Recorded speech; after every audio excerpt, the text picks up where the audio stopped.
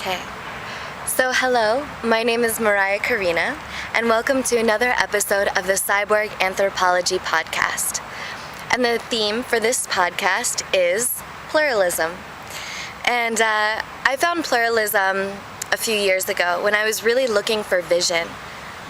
I was really looking for a category of political affiliation that made sense to me and that corresponded to what I actually observed going on in the world. And I found this thing called pluralism. And the way that I like to describe pluralism is everything is going on all the time. So everything changes and everything is going on all of the time.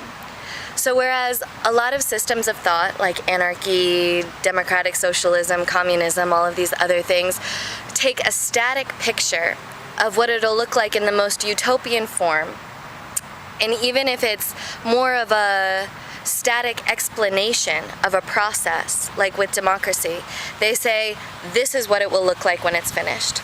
Whereas with pluralism, the project is in perpetual development. Things are constantly moving and changing. That's the nature of us, of life, of societies. So everything is going on all of the time.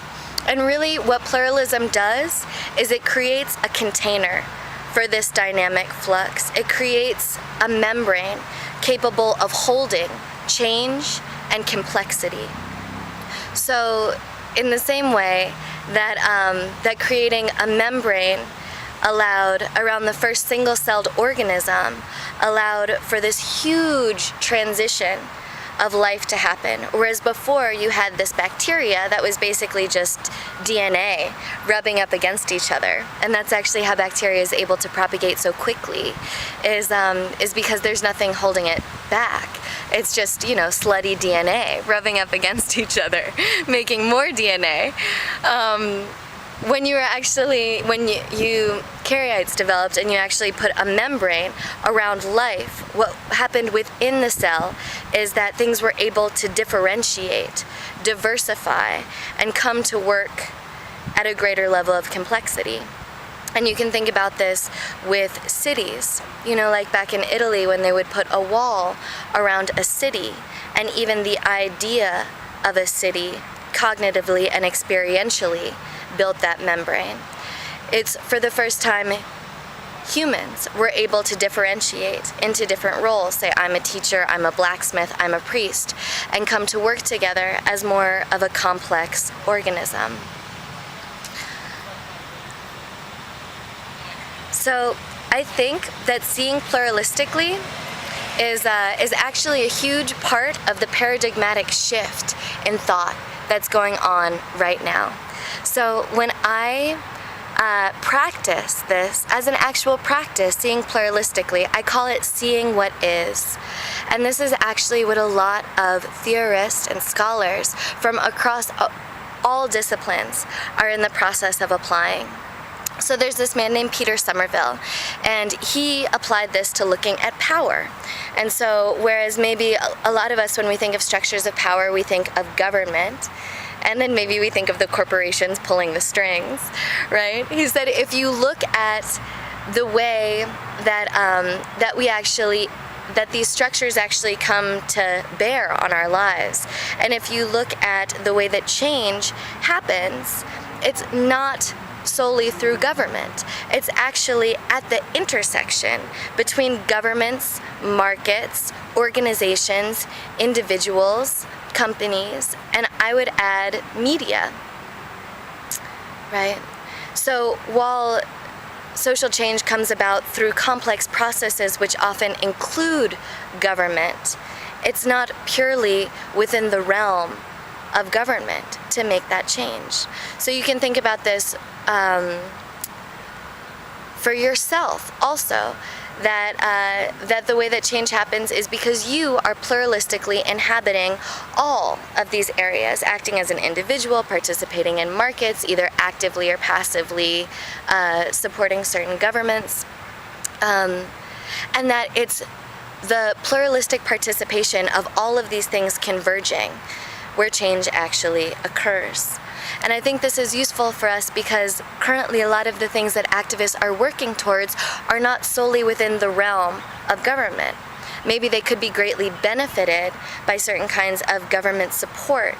But if you're fighting for or working towards these more nebulous shifts in consciousness, these more diffuse transitions of culture, to create a change in the way that we experience the gender binary system, or to create a more egalitarian understanding and experience of gender in society. And one of the theories that have been most helpful to me in my life was these women who applied pluralistic thinking to capitalism and the economy. And their names are J.K. Gibson and Graham. They write as one person, and they crafted this theory called heterogeneous capitalism. So whereas a lot of people want to say that we're trapped essentially in this global capitalist system that nobody can get out of, and some very few nations might go rogue, but really they're just jockeying for a more advantageous position within the global capitalist system. And even though they might say that they're participating in different ideological orientations, they're actually really taking part in capitalist structures in order to get the goods and services that enable their survival. And we're all doing this. So whereas we might talk a lot of game against capitalism, really we all depend on it to survive.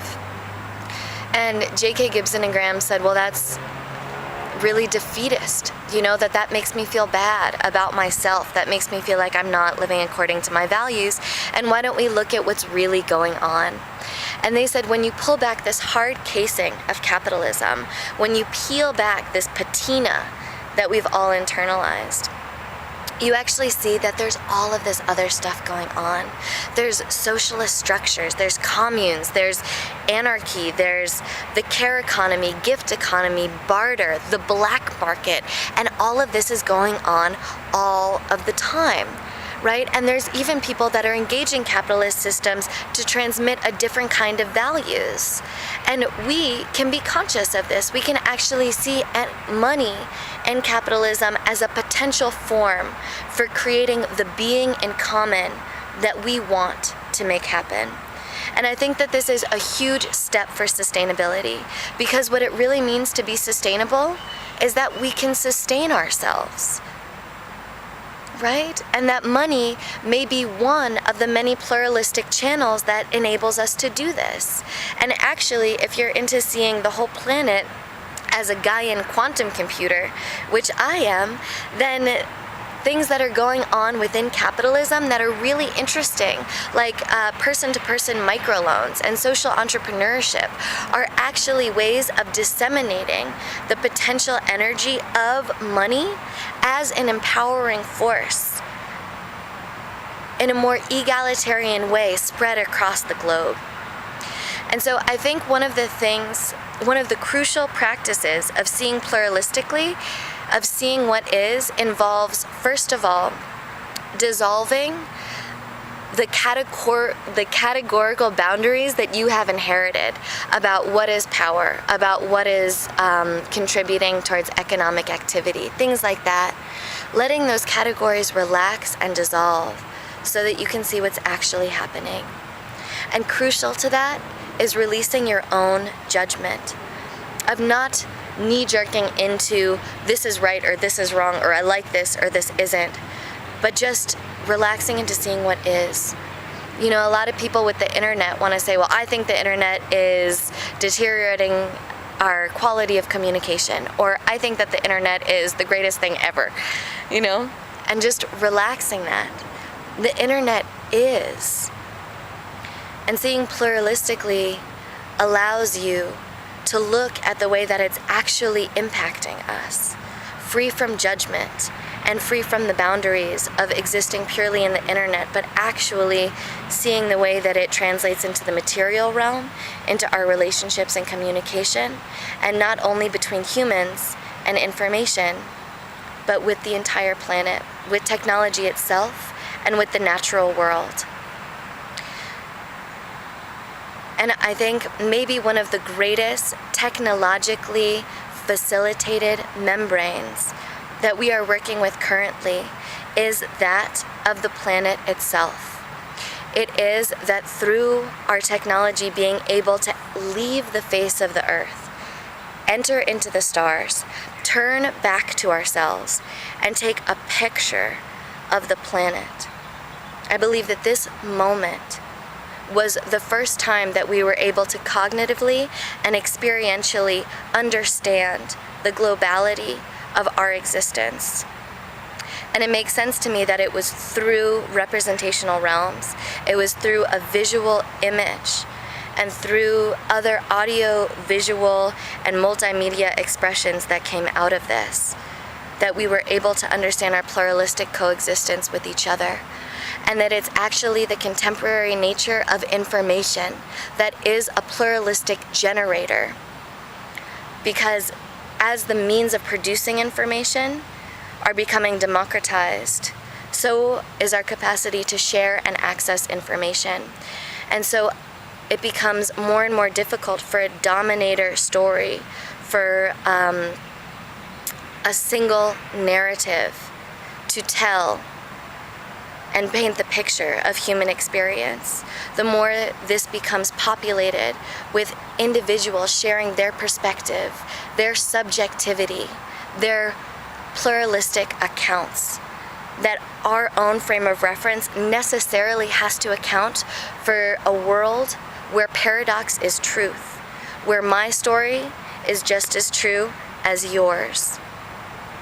And that this is a shift accelerating a development in our consciousness to be able to be more comfortable with complexity, more comfortable with ambiguity.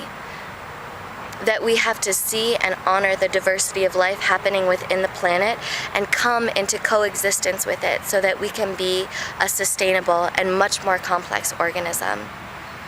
So share your stories, express yourself, be the pluralistic generator, increasing this consciousness transformation on the planet, and practice seeing what is.